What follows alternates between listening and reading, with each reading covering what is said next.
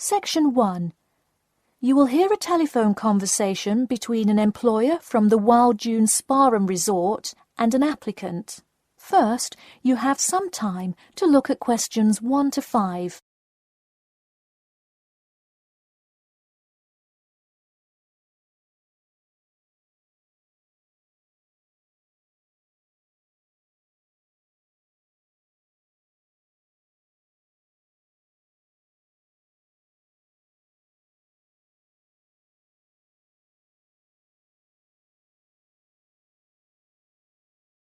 You will see that there is an example which has been done for you.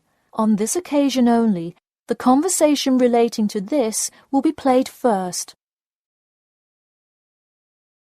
Hello, is this John Murphy? Hi, yes it is. Hi John, this is Ed Heisenberg from the Wild Dune Spa and Resort, calling about your application for our lifeguard position. Do you have a few minutes to talk? Yes, absolutely. The employer says that he is calling about the application for their lifeguard position. So, lifeguard has been written in the space. Now we shall begin. You should answer the questions as you listen, because you will not hear the recording a second time. Listen carefully and answer questions 1 to 5. Hello, is this John Murphy? Hi, yes it is. Hi John, this is Ed Heisenberg from the Wild Dune Spa and Resort, calling about your application for our lifeguard position. Do you have a few minutes to talk? Yes, absolutely. Great, could you give me your address? Sure. My address is 45 Elsinore Court. I'm sorry, was that Eleanor? Could you spell that for me? Sure, it's Elsinore. Elsinore. Okay, thanks. And is this the number we should reach you at in the future? 099885767? No, that's my home phone. But let me give you my mobile number instead. 077 896 245. Call me on that one. Okay, I'll make a note of that. Could you tell me your availability? Sure, I'm usually available during afternoons or weekends.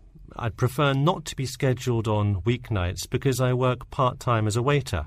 That shouldn't be a problem, since we don't stay open very late anyway. And do you have any other employment experience? Yes, I've worked at a few other places.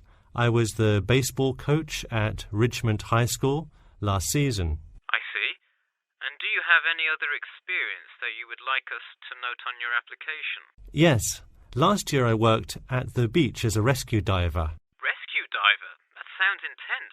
Well, it's really just like being a lifeguard, except in the ocean instead of pool. So kind of like being a lifeguard at the world's largest pool. I see. Before you hear the rest of the conversation, you have some time to look at questions 6 to 10.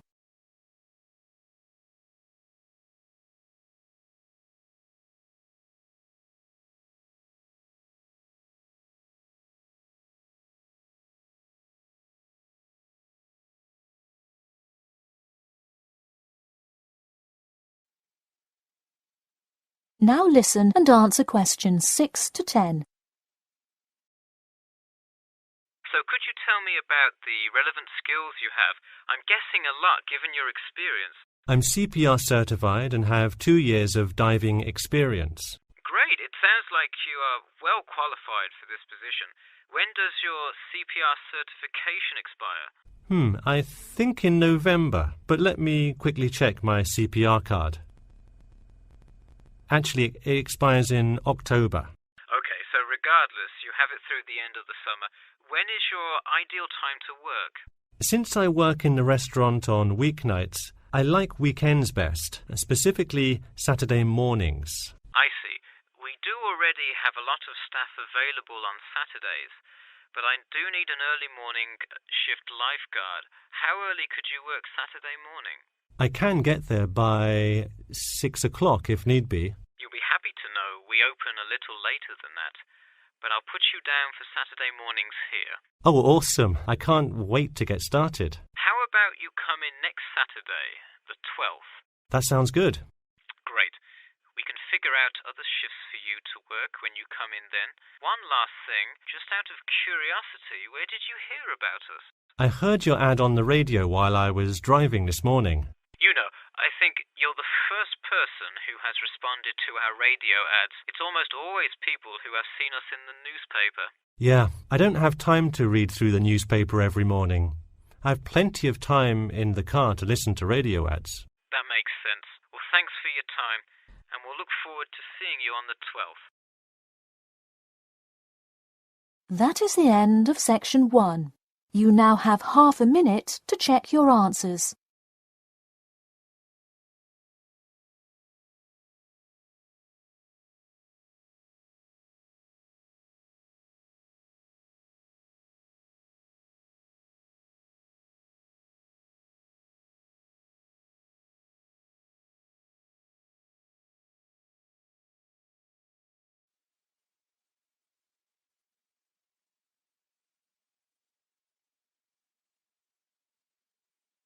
Now turn to Section 2.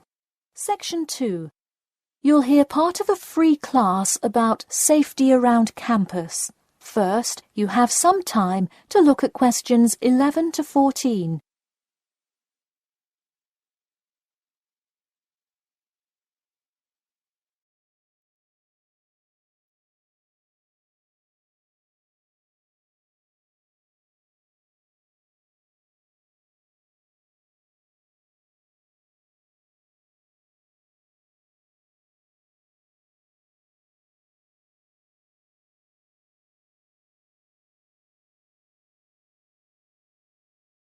Now, listen carefully and answer questions 11 to 14.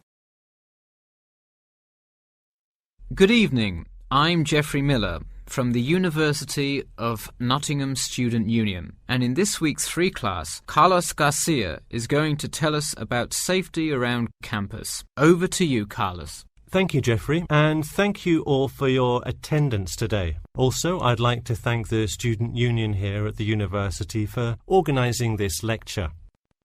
Well, I've been serving and protecting the City of Nottingham for over 20 years now as a member of the police department. Does anyone know what type of crime is the most prevalent on campus? I heard someone say drugs and alcohol. That actually isn't too much of an issue.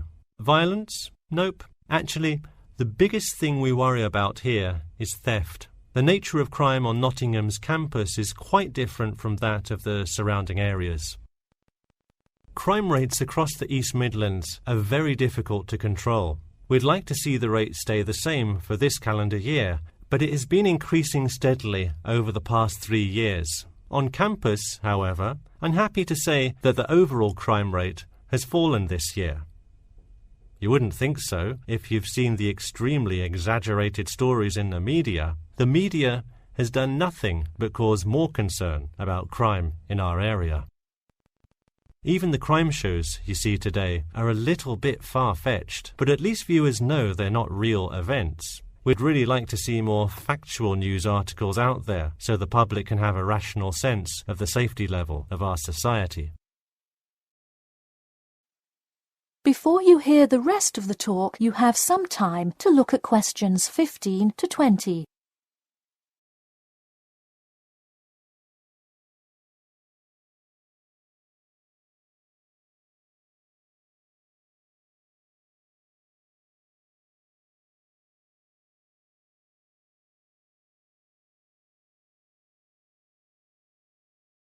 Now listen and answer questions 15 to 20.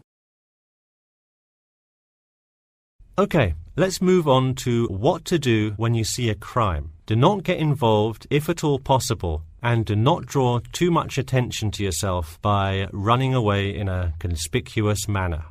Though most likely, and hopefully, you will not have to experience this situation, if you are being mugged, please do not try to resist. Instead, be compliant and seek help after the incident. Like I said, though, it is highly unlikely that you will find yourself amidst a crime, but it is important to be prepared should it ever happen. We find that educating students and staff on the correct precautions to take is the best way to increase your safety. Just remember to be smart when you're out late at night and avoid any area or person that looks suspicious. I know it sounds obvious, but I cannot stress this enough. It's also not a bad idea to have your mobile phone with you at all times, but be careful.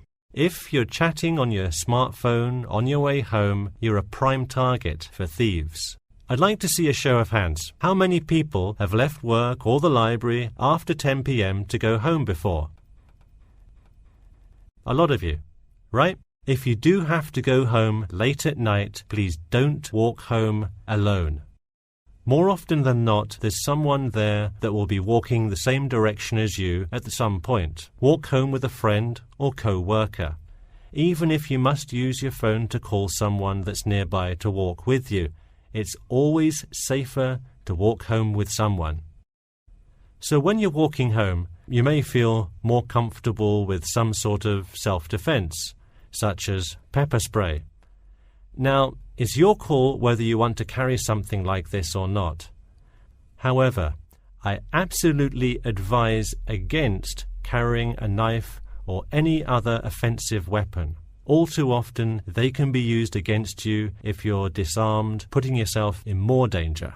For all those interested, the Recreation Centre offers a free self-defense class to all students every Thursday evening. While obviously an introductory self-defense class may not equip you to fight off villains like a regular superhero, it does come in handy sometimes. After taking a self-defense class, you'll surely be more aware of possible dangers and how to deal with them. So hopefully now you have a more complete understanding of the nature of crimes committed on your campus and how to avoid being a victim. I know most students at the University of Nottingham are not the criminal types, but remember that there is no barrier like a wall or something keeping non-students out. There's no army force securing the borders, and I doubt anyone wants it that way. The campus is generally a safe place, but it's not immune to small crimes once in a while. All right, that's all I have to say for today. Stay safe. That is the end of section 2. You now have half a minute to check your answers.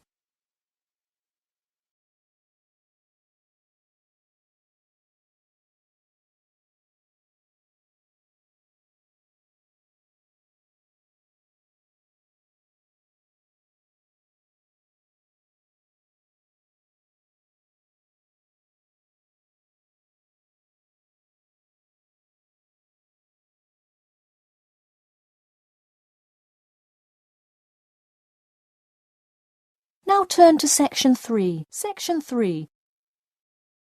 You will hear a student called Bobby talking to his tutor about the research project. First, you have some time to look at questions 21 to 23.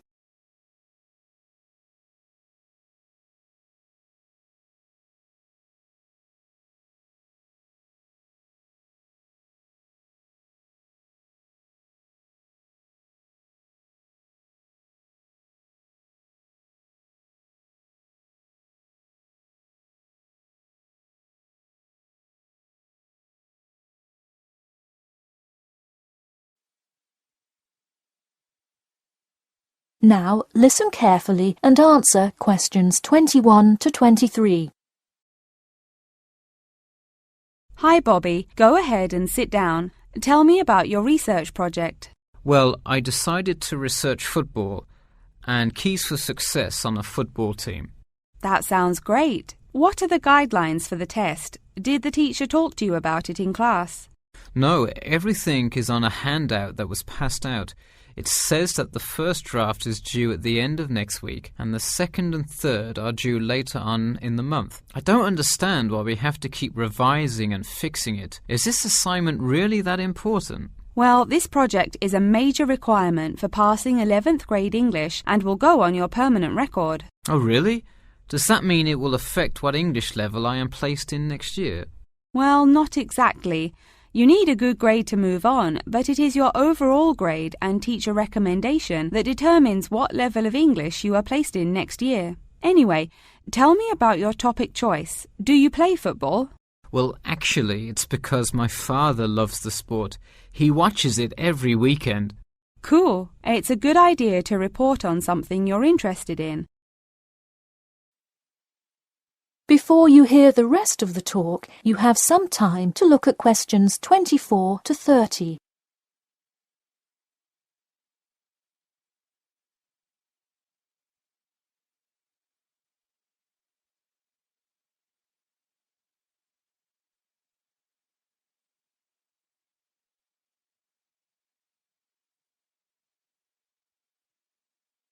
Now, listen carefully and answer questions 24 to 30.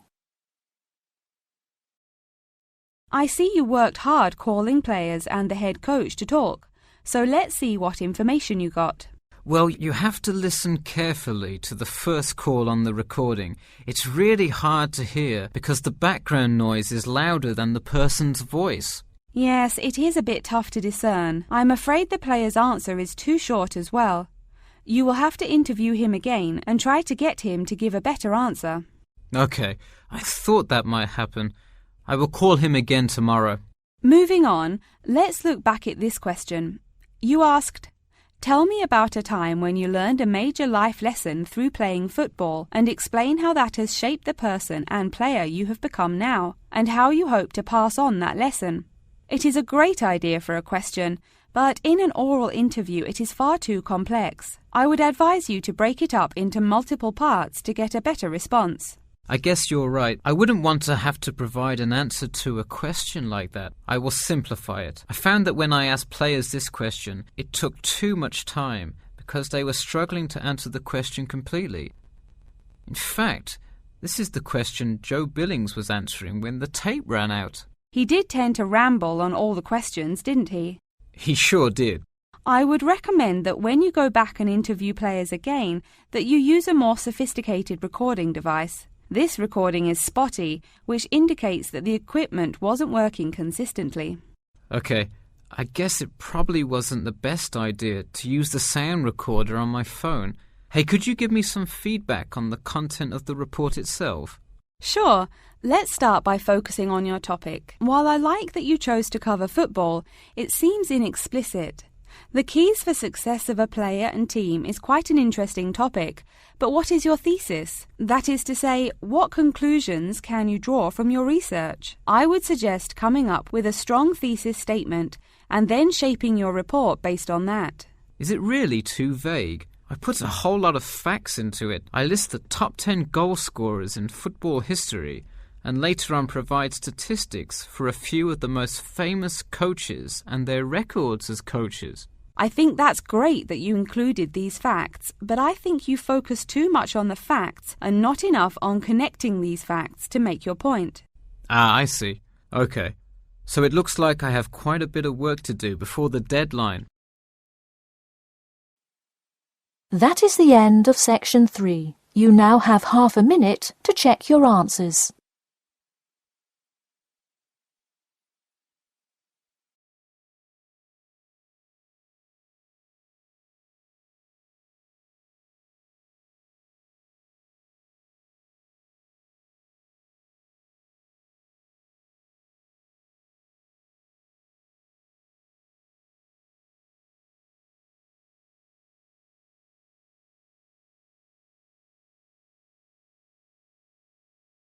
Now turn to section 4. You will hear part of a lecture about how to give a quality speech. First, you have some time to look at questions 31 to 40.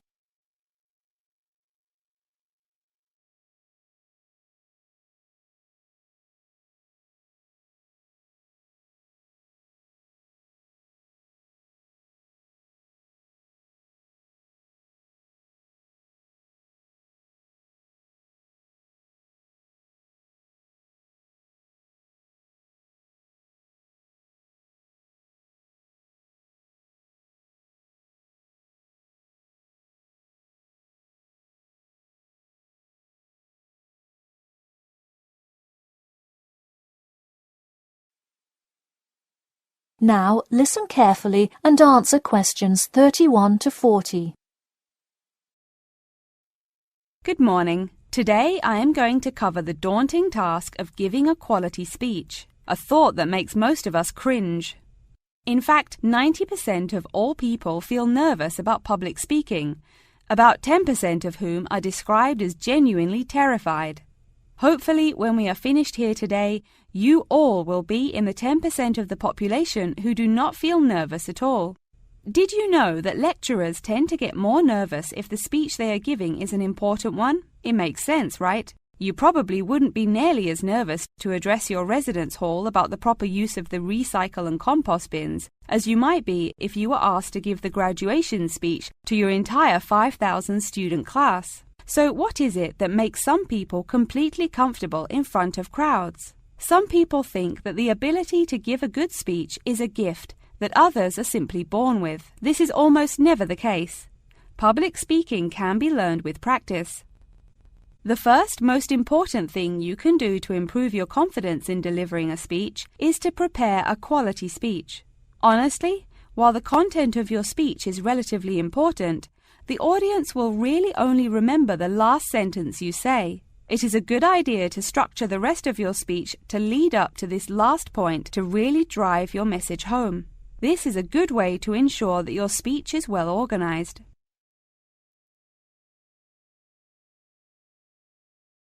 Once you are confident in the quality of the speech you have written, the rest is just about your stage presence. Let's go through some do's and don'ts of public speaking. First, you want to command the attention of the room. Do not, I repeat, do not proceed with your speech until the audience is paying attention. Even Martin Luther King Jr.'s I Have a Dream speech wouldn't have made any difference in the world without the undivided attention of his audience. To continue with the I Have a Dream example, one of the reasons that MLK was such an effective orator was his ability to speak with passion and engage with his audience. That sort of charisma does not come from reading straight from paper. Don't get me wrong, it is a good idea to write your main ideas down on a note card, sheet of paper or something. But one factor that will consistently lead to a boring, forgettable speech is writing down your entire speech. Do not write your full speech down. If you are constantly reading your paper, you are not making eye contact with your audience, and thus failing to really express the feeling that goes with your ideas. I advise you write 1 or 2 ideas, so if you suddenly draw a blank, you have something to jog your memory. If you've written a good speech that you believe in, those ideas should be sufficient to keep you on track.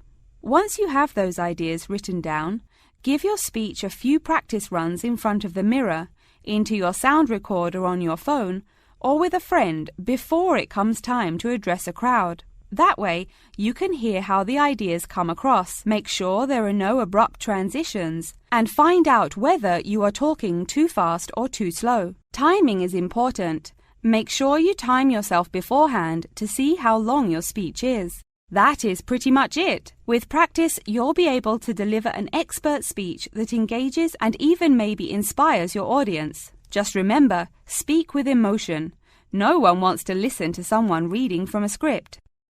As I come to a close in my speech, I'll point out that I have employed all of these tips that I have covered. I practiced my speech ahead of time and timed it, and I can even show you my one small index card with just 3 simple bullets on it.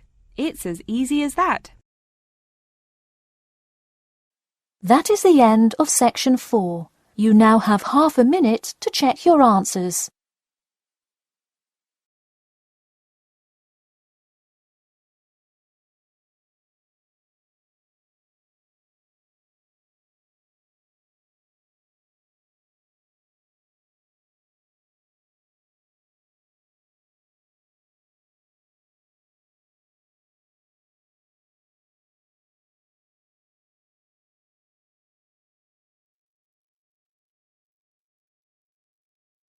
That is the end of the listening test. The end of the listening test. The end of the listening test. The end